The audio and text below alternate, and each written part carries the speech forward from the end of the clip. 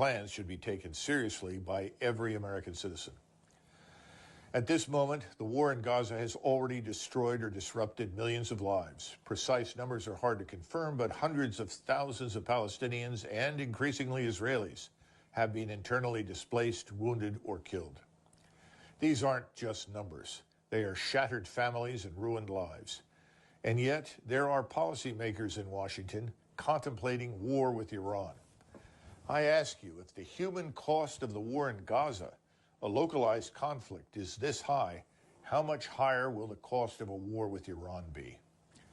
For decades, we've lurched from one costly conflict to another: Afghanistan, Iraq, Syria, Libya, Somalia, and Ukraine. The price?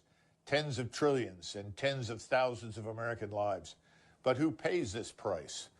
Not the policymakers or defense contractors who profit from these wars. It's the children of farmers, truckers, nurses, and plumbers who fight, suffer, and die.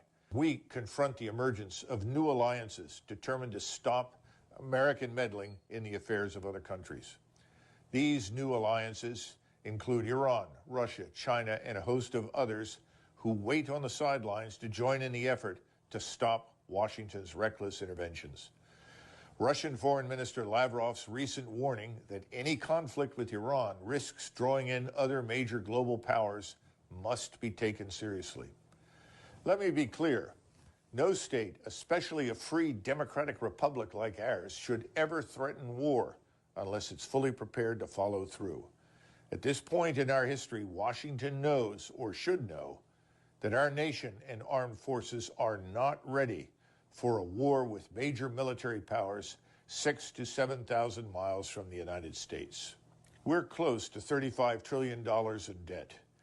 This is almost 100% of our gross domestic product. We're paying $2.4 billion in interest every day. Everybody in Washington should have understood this a long time ago. A war with Iran would devastate our economy. Imagine the Straits of Hormuz, a narrow sea highway between Iran and Arab countries, closed. Every day, 1/5 of the world's oil travels through this passage. If war shuts it down, gas prices would skyrocket, affecting everything from your daily commute to the cost of groceries. We're already feeling the punch from Houthi disruptions in the Red Sea. Now picture that problem multiplied many times over. A full-scale war with Iran wouldn't just be an inconvenience. It would trigger an economic crisis that would hit every American family hard, potentially leading to job losses, fortunes wiped out, and a deep recession. And let's not forget, at the outset of every conflict, those advocating for war are always convinced it will be short and decisive. History shows that they are nearly always wrong.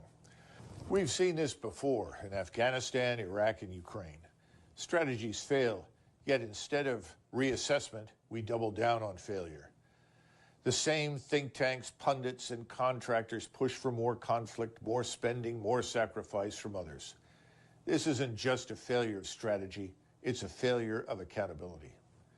We must remember that the first priority in national military strategy is the security and preservation of the nation itself. Any action that could put the survival of our state at risk must be avoided at all costs. A war with Iran, with its potential to escalate into a global conflict, poses just such a risk. This is where you come in. Call your representatives, express your displeasure, remind them of the reality at home. 70% of Americans still live paycheck to paycheck, struggling with high food and fuel prices. To our policymakers, before pledging support for military action against Iran or any other country, consider the welfare of your constituents. The single mother working 2 jobs, the veteran battling PTSD, the young couple postponing a family because they can't afford a home. Are you willing to tell them their suffering is worth another war? The self-defeating policy of open-ended military interventions with unattainable military objectives must end.